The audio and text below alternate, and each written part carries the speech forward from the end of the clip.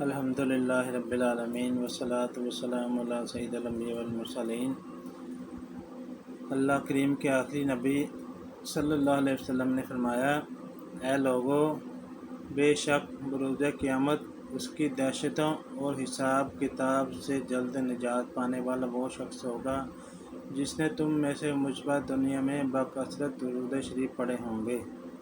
صلو علی الحبیب صلی اللہ تعالیٰ علی محمد صلی اللہ علیہ وسلم۔ آج ہم انشاءاللہ روزے عاشوراء کے بارے میں بیان کریں گے۔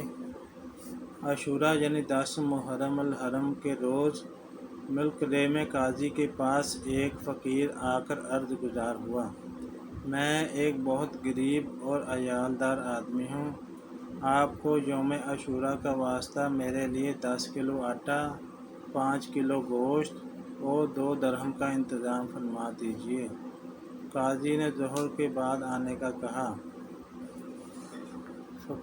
جب فقیر مقررہ وقت پر آیا تو عصر میں بلایا، وہ عصر کے بعد پہنچا، پھر بھی کچھ نہ دیا، خالی ہاتھ ہی بھیج دیا۔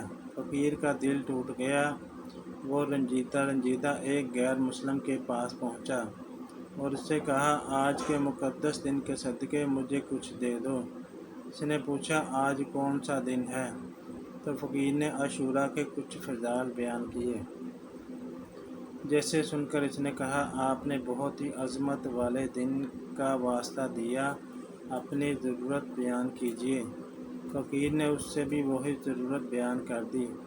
اس آدمی نے 10 کلو گندم، 100 سیر گوشت اور 20 درہم پیش کرتے ہوئے کہا، یہ آپ کے اہل و عیال کے لیے زندگی بھر ہر ماہ اس دن کی فضیلت و عظمت کے واسطے مقرر ہے۔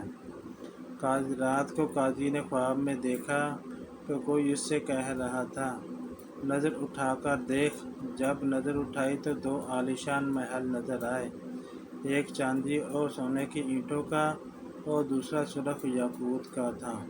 قاضی نے پوچھا، یہ دونوں محل کس کے ہیں؟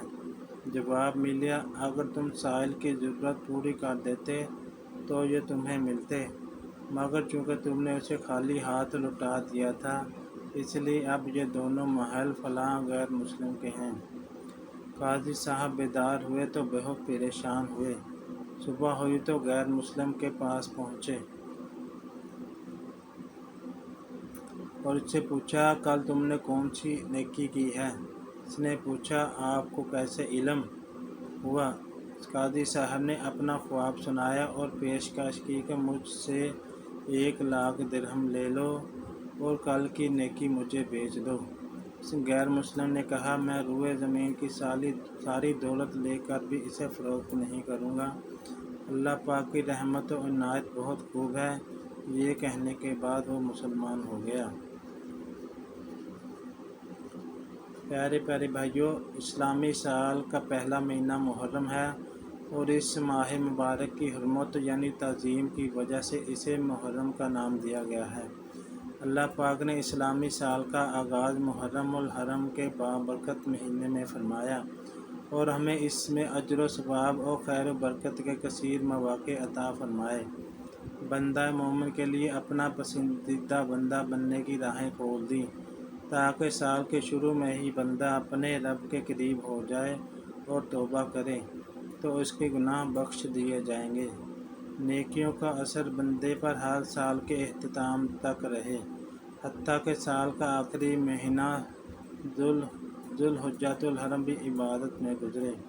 امید ہے کہ اس کے پورے سال کی اطاعت لکھی جائے، کیونکہ جس کے عمل کی ابتدا اور انتہا عبادت پر ہو تو وہ اس کے حکم میں ہے، جو دونوں وقتوں کے درمیان میں بھی عبادت میں ہی لگا رہے۔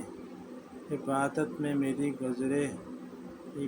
میں گزرے میری زندگانی، کرم ہو یا خدا الہی۔ صلو علی الحبیب صلی اللہ تعالیٰ علی محمد۔